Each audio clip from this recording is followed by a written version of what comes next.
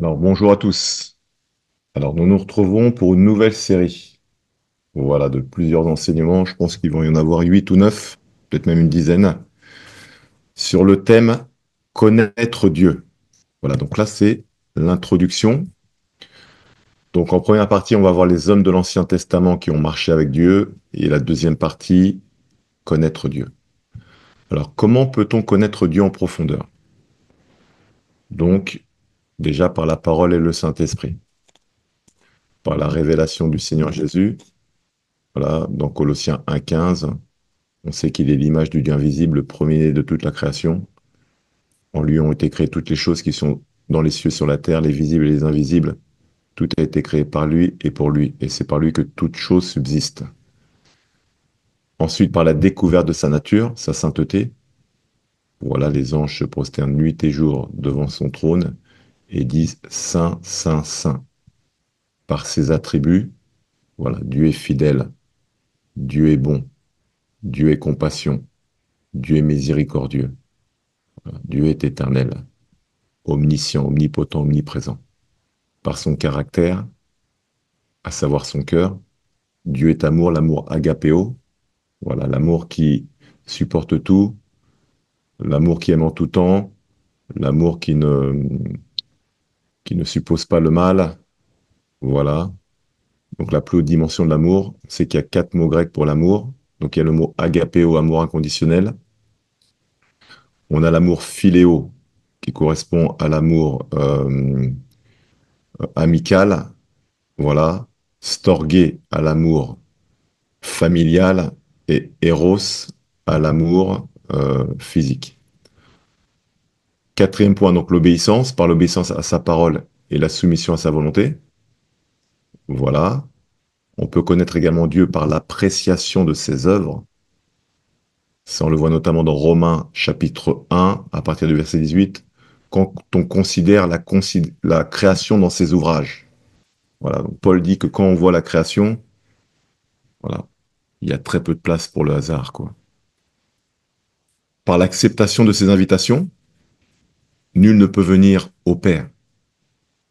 Nul ne peut venir à moi si non, nul ne peut venir à moi, pardon. C'est Jésus qui parle. Nul ne peut venir à Jésus si ce n'est le Père qui l'appelle. Et enfin, par une recherche continue de sa personne. Voilà, ça c'est avoir toujours le premier amour qui nous permet de garder une soif envers lui. Alors, première partie, les hommes de l'Ancien Testament qui ont marché avec Dieu. Donc, Enoch a marché avec Dieu. Genèse chapitre 5, verset 22-24. Enoch, après la naissance de Méthusélah, marcha avec Dieu 300 ans. Et il engendra des fils et des filles. Tous les jours d'Enoch furent de 365 ans. Enoch marcha avec Dieu, puis il ne fut plus parce que Dieu le prit. Donc là, on voit que Enoch a marché avec Dieu et qu'il a tellement plu à Dieu qu'il n'a pas vu la mort. Et Hébreux 5 nous donne une information concernant cet homme. C'est par la foi qu'Enoch fut enlevé pour qu'il ne vit point la mort et qu'il ne parut plus parce que Dieu l'avait enlevé, car avant son enlèvement, il avait reçu le témoignage qu'il était agréable à Dieu. Voilà. Deuxième point, Noé a marché avec Dieu également. Ça, on le voit notamment dans Genèse chapitre 6, versets 5-9. L'Éternel vit que la méchanceté des hommes était grande sur la terre et que toutes les pensées de leur cœur se portaient chaque jour uniquement vers le mal. L'Éternel se repentit d'avoir fait l'homme sur la terre et il fut affligé en son cœur. Et l'Éternel dit, j'exterminerai de la face de la terre l'homme que j'ai créé, depuis l'homme jusqu'au bétail, aux reptiles et aux oiseaux du ciel, car je me repens de les avoir faits. Mais Noé trouva grâce aux yeux de l'Éternel. Voilà, voici la postérité de Noé. Noé était un homme juste et intègre dans son temps, et Noé marchait avec Dieu. Voilà. Donc au milieu d'un monde corrompu, Dieu identifie un homme, et donc les deux adjectifs qui le qualifient, juste et intègre. Voilà. Abraham a marché avec Dieu, Genèse chapitre 18, versets 1-3. L'Éternel lui apparut parmi les chaînes de Mamré, comme il était assis à l'entrée de sa tente pendant la chaleur du jour. Il leva les yeux et regarda. Et voici 3 hommes étaient debout près de lui. Quand il les vit, il courut au-devant d'eux, puis depuis l'entrée de sa tente, et se prosterna en terre. Et il dit, Seigneur, si j'ai trouvé grâce à tes yeux, ne passe point, je te prie, loin de ton serviteur. David a marché également avec... Dieu a marché avec David, pardon. 2 Samuel, chapitre 5, verset 24. Quand tu entendras un bruit de pas dans les cimes des mûriers, alors hâte-toi, car c'est l'Éternel qui marche devant toi pour battre l'armée des Philistins. Moïse a marché avec Dieu. Ça, on le voit notamment dans Exode, chapitre 33, versets 14 à 15 et versets 17 à 18.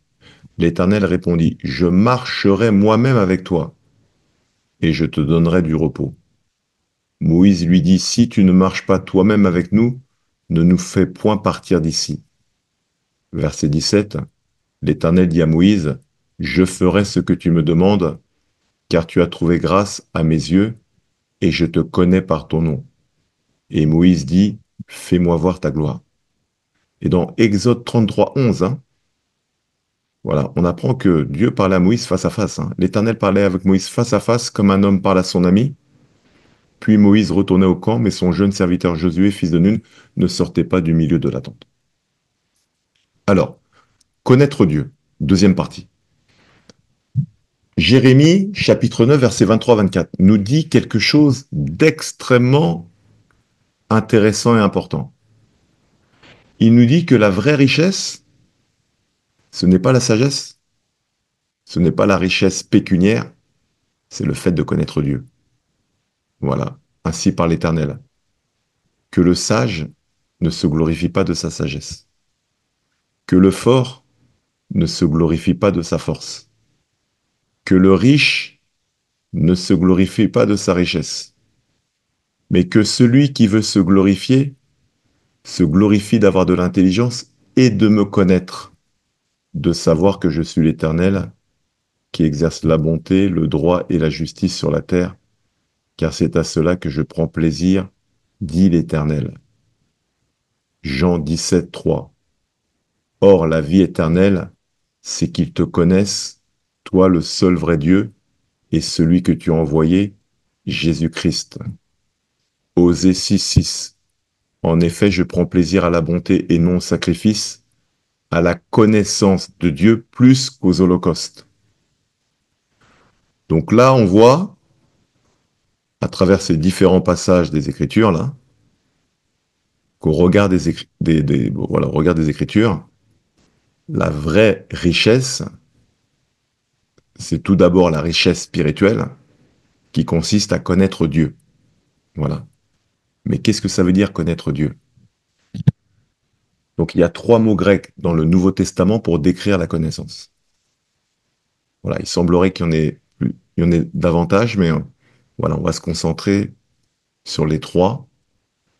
Donc, vous savez que la langue grecque est beaucoup plus riche que la langue française et que des fois, pour un seul mot français, on peut avoir 3 ou 4 mots équivalents grecs. Voilà, c'est comme ça que, comme j'ai pu le dire précédemment. Par exemple, le mot amour, voilà, nous on a le mot amour, et après ça, on a peut-être apprécier, voilà, adorer, c'est différent de l'amour. En grec, ils ont 4 mots, quoi. Voilà. Donc pour connaître, il y a plusieurs mots. Nous, on va s'intéresser déjà au mot grec qui est entre parenthèses là, dans le carré vert là. Donc c'est eido, qui veut dire connaître par intuition, par l'inspiration du Saint-Esprit. En d'autres termes, le croyant est appelé à connaître Dieu par intuition, mais cette intuition, c'est pas une intuition intellectuelle, c'est l'esprit qui révèle, qui nous révèle Dieu. Le deuxième mot, c'est ginosko. Là, c'est connaître Dieu par expérience. À savoir que les expériences nous enseignent Dieu et nous apprennent à le connaître davantage. Et enfin, on a epiginosko, voilà, qui veut dire connaître Dieu de manière claire, connaître Dieu par la maturité. Et donc, c'est la maturité qui permet une connaissance approfondie de Dieu. Voilà. Donc, eido correspond à connaître par la perception, par l'intuition. Donc l'eido, voilà, est une perception, une prise de conscience, une compréhension, une connaissance intuitive. Dans le cas des croyants, elle ne peut être donnée que par l'Esprit Saint. Ginosko, ça vient de gnosis, qui veut dire donc connaître par expérience. C'est apprendre à connaître, à discerner, à percevoir. Donc là, c'est connaître, voilà, par expérience. C'est-à-dire qu'au fur et à mesure de notre marche chrétienne, voilà, notre foi grandit, étape après étape, et à travers notre communion avec Dieu, à travers les différentes expériences qu'on peut amener à vivre avec lui, on, on développe une certaine connaissance de Dieu. Donc pour certains, ils vont dire, je sais que Dieu est fidèle. Pour d'autres, ça va être, pour moi, Dieu est amour, Dieu est compassion. Voilà. Chaque personne, je pense, a au moins un adjectif qui, dans son esprit, euh, lui permet de qualifier Dieu dans la manière où lui le voit par rapport à sa relation avec lui, en fait. Et enfin, on a le mot épiginosko, qui est une contraction de épi et de ginosko. Voilà, épi qui veut dire sur. Il est utilisé pour intensifier la force du verbe ginosko. Voilà, ginosko qui veut dire connaître. Et donc, épiginosko transmet l'idée d'une connaissance claire et plus approfondie. Il s'agit d'une connaissance mature. Il traduit également l'idée d'une relation plus intime. Donc, on voit que, on va le voir là, il y a plusieurs passages de l'écriture là, dans lesquels nous, dans la traduction française, on a le mot connaître.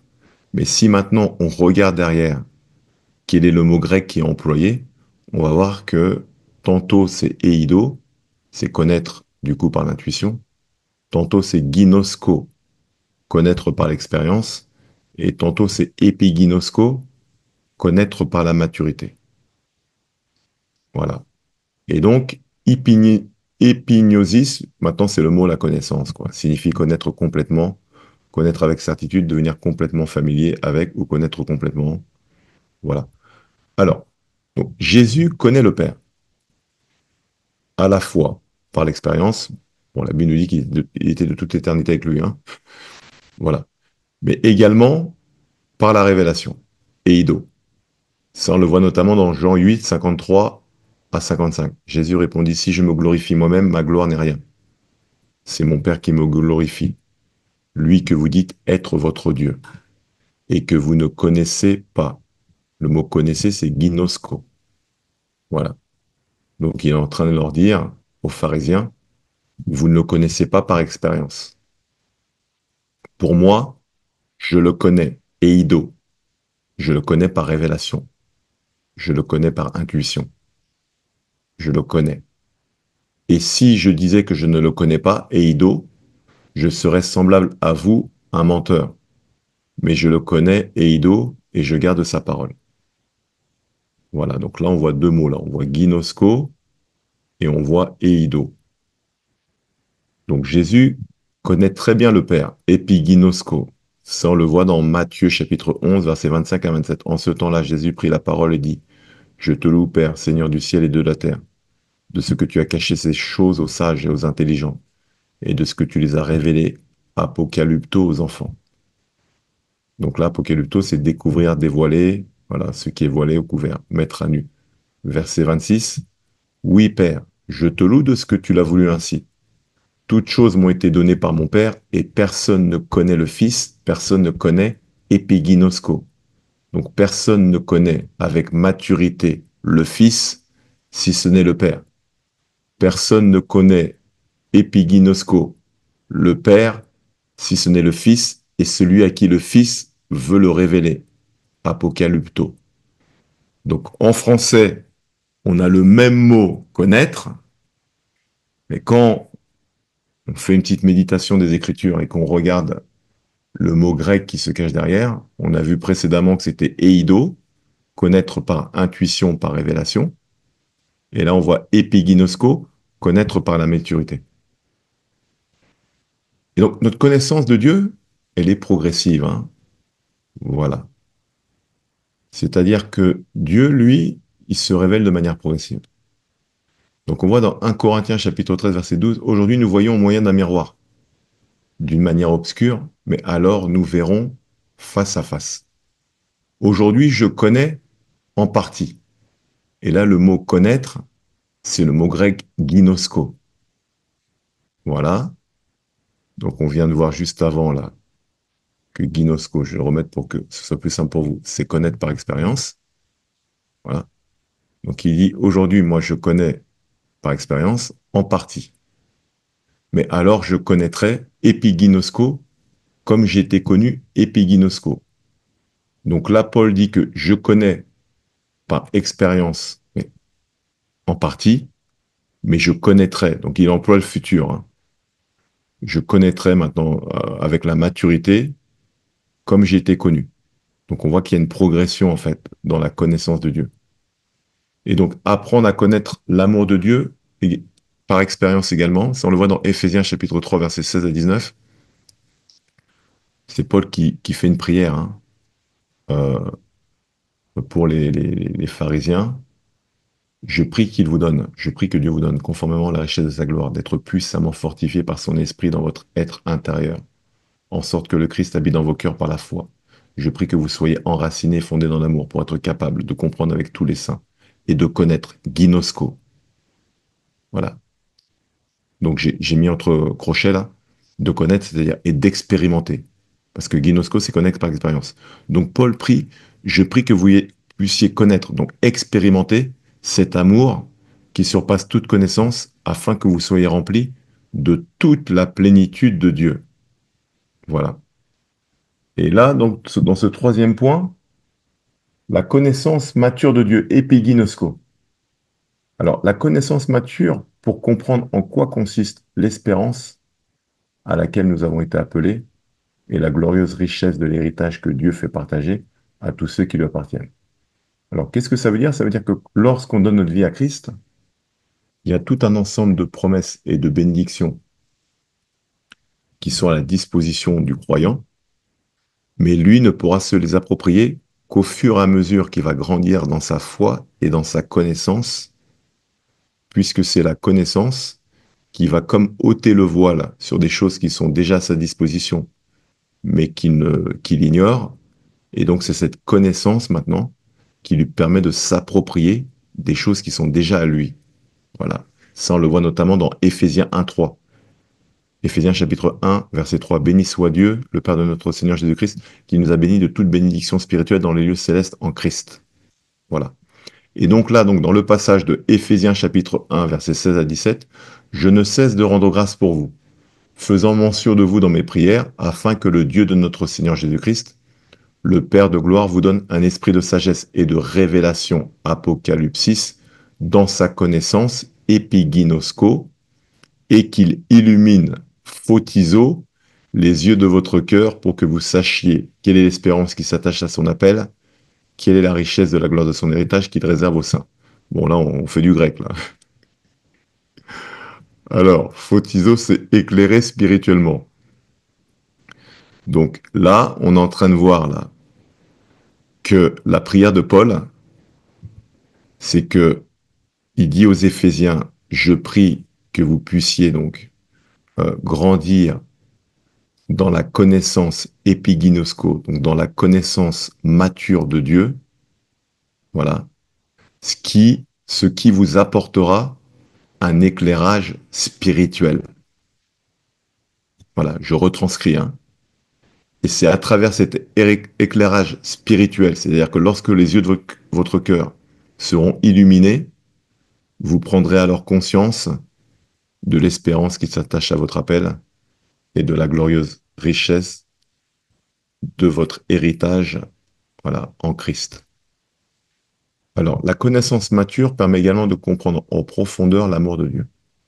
Ça, on le voit dans Philippiens, chapitre 1, versets 9 à 10. Donc, j'ai mis la version second 21. Et voici ce que je demande dans mes prières. C'est que votre amour augmente de plus en plus en connaissance et en pleine intelligence. Donc là, c'est le mot épiginosko. Pour que vous puissiez discerner ce qui est essentiel, ainsi vous serez pur et irréprochable pour le jour de Christ, rempli du fruit de justice qui vient par Jésus-Christ à la gloire et à la louange de Dieu. Donc là, Paul, qui a écrit l'épître aux Philippiens, il est en train de dire, donc je vais retranscrire, hein, voici ce que je demande dans mes prières, c'est que votre amour augmente de plus en plus dans une connaissance mature.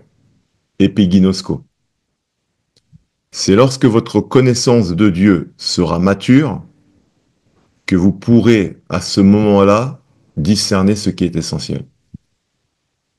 Voilà. Vous voyez, comme quoi, des fois, c'est important de pouvoir vraiment prendre le temps de méditer les textes bibliques en venant des fois aux mots d'origine pour comprendre la profondeur de certains versets.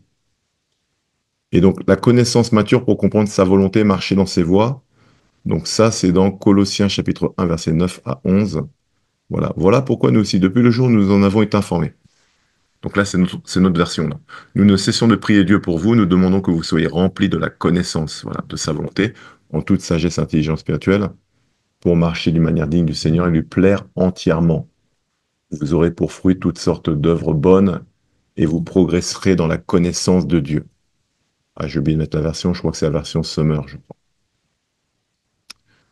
Et donc, c'est le Saint-Esprit qui communique la connaissance et qui nous rend participants de la nature divine. On le voit dans 2 Pierre, chapitre 1, versets 3 à 4. Comme sa divine puissance nous a donné tout ce qui contribue à la vie et à la piété, au moyen de la connaissance, épiginosko. La connaissance de qui? De celui qui nous a appelés par sa propre gloire et par sa vertu, lesquels nous assurent de sa part les plus grandes et les plus précieuses promesses, afin que par elles, vous deveniez participants de la nature divine, en fuyant la corruption qui existe dans le monde par la convoitise. Donc là, on peut voir que la vie et la divine puissance, voilà, pour qu'elle soit vraiment manifeste, il faut parvenir à une connaissance mature, épiginosko. Et donc, les hommes qui ont appris à connaître Dieu, j'ai mis quelques exemples. Hein. Donc, on voit par exemple qu'on a le cas du roi David. Voilà. David a commis une erreur en dénombrant les hommes aptes à se battre. Dieu lui propose alors 3 châtiments. Et comme David connaissait Dieu, David préfère tomber entre les mains de Dieu plutôt qu'entre celles des hommes. Ça, on le voit notamment dans Chroniques, chapitre 21, versets 9 à 15.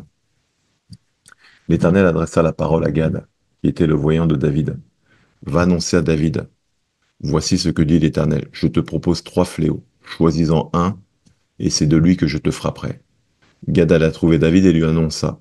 Voici ce que dit l'Éternel, tu dois accepter 3 années de famine, 3 mois pendant lesquels tu seras détruit par tes adversaires et atteint par l'épée de tes ennemis, ou 3 jours pendant lesquels l'épée de l'Éternel et la peste seront dans le pays, et l'ange de l'Éternel portera la destruction dans tout le territoire d'Israël. Vois maintenant ce que je dois répondre à celui qui m'envoie. David répondit à Gad, je suis dans une grande angoisse. Il vaut mieux tomber entre les mains de l'Éternel, et c'est intéressant ce qu'il dit, hein, car ses compassions sont grandes. Je préfère ne pas tomber entre les mains des hommes. Donc l'Éternel envoya la peste en Israël et 70 000 hommes furent tués en Israël. Dieu envoya un ange à Jérusalem pour y semer la dévastation. Il était en train de le faire lorsque l'Éternel regarda et il éprouva des regrets face à ce malheur. Il dit à l'ange destructeur, cela suffit. Retire maintenant ta main. L'ange de l'Éternel se tenait alors près de l'aire de battage d'Ornan le Jébusien. Voilà, donc là on voit que comme David connaissait Dieu, rappelons que le texte nous dit, hein, dans 1 Samuel 16, que l'homme regarde à ce qui frappe les yeux, mais l'Éternel regarde au cœur, et que David est qualifié comme étant un homme selon le cœur de Dieu. Voilà. Donc lui connaissait Dieu, et alors que le châtiment doit tomber, il dit, bon, je préfère que ce soit toi qui me punisses. Parce que comme je sais que tes compassions sont grandes, quand tu verras la peine que cela va générer, tu seras beaucoup plus modéré que si ce sont les hommes qui doivent agir contre nous. Voilà, donc en conclusion, là, de cette nouvelle série d'enseignements Connaître Dieu, on a vu que dans les traductions françaises, on a un seul mot pour connaître. Or, en grec, il y a plusieurs mots, et aujourd'hui, on s'est intéressé à 3 mots. Eido, connaître par intuition, connaître par inspiration. Voilà, par la révélation du Saint-Esprit, voilà, par la révélation. Connaître ginosko, donc connaître par expérience, et connaître épiginosko, connaître par la maturité. Et on a vu dans Jérémie chapitre 9, voilà, que le sage ne se glorifie pas de sa sagesse, que le fort ne se glorifie pas de sa force, que le riche ne se glorifie pas de sa richesse, mais que celui qui se glorifie d'avoir de la connaissance et de l'intelligence et de me connaître et de savoir que je suis l'Éternel qui exerce, voilà, la bonté, la droiture et la justice, et que c'est à cela que je prends plaisir.